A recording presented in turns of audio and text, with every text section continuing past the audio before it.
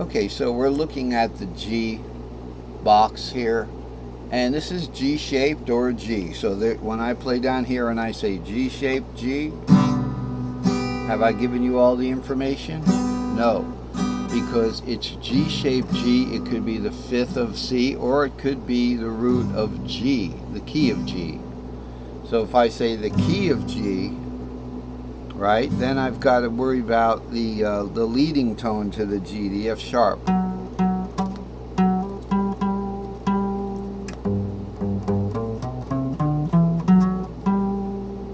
Okay, and I played that off the fret nut so I could use a regular barred pattern there, but usually we'd have to go with the long pattern there. That's not what we're covering right now, but I'm just saying that it could be any key. It's always good to keep in mind occasionally to mention it could be any key, but it's a G shape no matter what. Okay, so we've taken these 6 strings and we've put a structure to them. C, A, G shape, that kind of thing, if you're starting from there. And if you know where you're starting from, and this is a C shape, and this is the E note here, all right, then you can start to call it what it is. It's either a modal G, you call it G instead of just a G shape. It's either a modal or it's the key of G.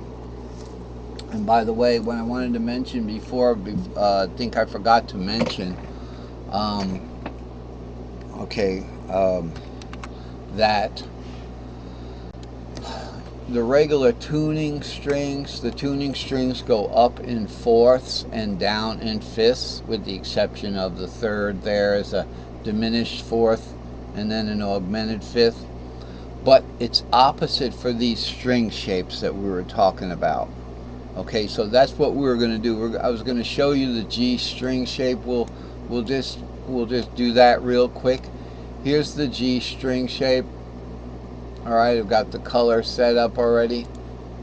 This is it, 6, 7 root. That's the G string shape.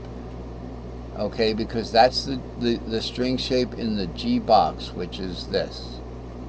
Alright, so that's the bottom string of the G-shaped box is the string shape. That's what it's defined as.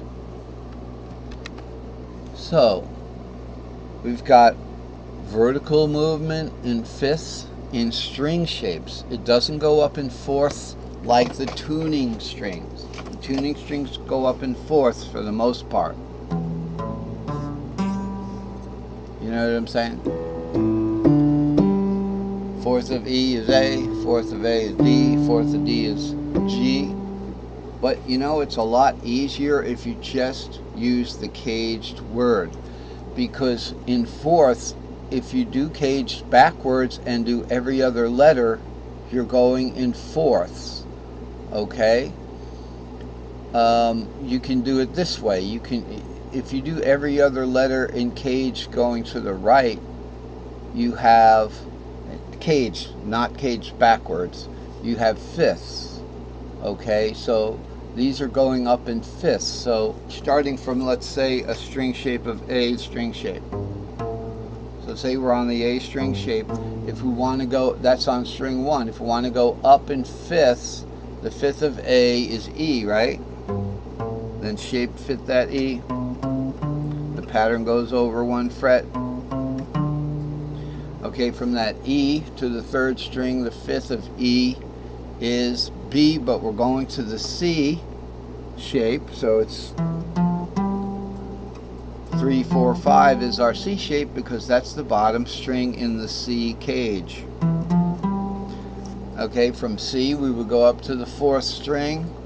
The fifth of C is G, 6, 7 root, because that's the bottom string of the G cage. We'll just go over there and verify that. Here's G, here's 6, 7 root. When we're looking at the G, it's in between the action notes of that G string shape, which is 6, 7 root, and 7 root are considered, one entity there. And the same thing with the C shape, which isn't far away. Right here, 3, 4 is like 1. And by the way, our 7 root and 3, 4 are usually right underneath each other, unless it's by the tuning warp, where we've got 7 root and then 3, 4 would be shifted over like that. Okay, so they would split like that, and that will give you your D shape up there. So let's go back to our directional chart here. So we'll go up in string shape 5th and down in string shape 4th. So let's say we start from the top on that A shape. A shape, remember, is 5, 6. Why? Because in an A pentatonic, let's say, or an A cage, right there, the top string shape, the top string is the A string shape in the A pentatonic.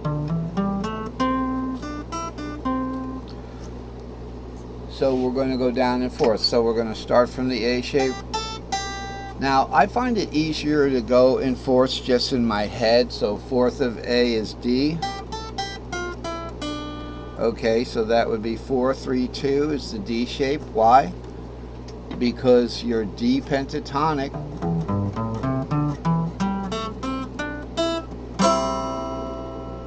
has on the bottom string, if you're going to do the diatonic scale now, or the tripentatonic, 2, 3, 4. I did the pentatonic and that was kind of misleading. It would be 2, 3, 4, 5, 6, 2, 3, 4, 5, 6, 7 root 2, that's an A shape. 7 root 2, 3, 4, 5, 6, 7 root 2, 3. So the bottom string is the D shape is 2, 3, 4. Okay, and the other way to look at it is a tripentatonic, which would be, if you do a tripentatonic off the D, you've got D. Now the 4th of D, we have to do the 4th anyway, and this is all just to calculate the original 4th. 4th of D is G.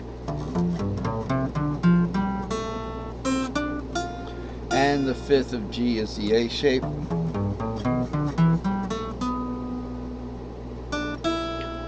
And then you get, so there's our D shape. Which shape gave us that 4th? The 4th of D. The 4th of the D shape is the G shape. That gave us that long E, that top of an S2L, that D shape. Remember, an S2L starts on, let's say, the C shape here. It starts on a C shape like that, and the 5th C goes to G shape like that. Okay, that wasn't the top of an S2L. That was the top of an S3L, right? Something like that. So let me just check that. All right, sorry, my bad. That was the bottom of an S3L pattern. But it's better, instead of doing, like, say, the C shape, which is an S2L to an S3L,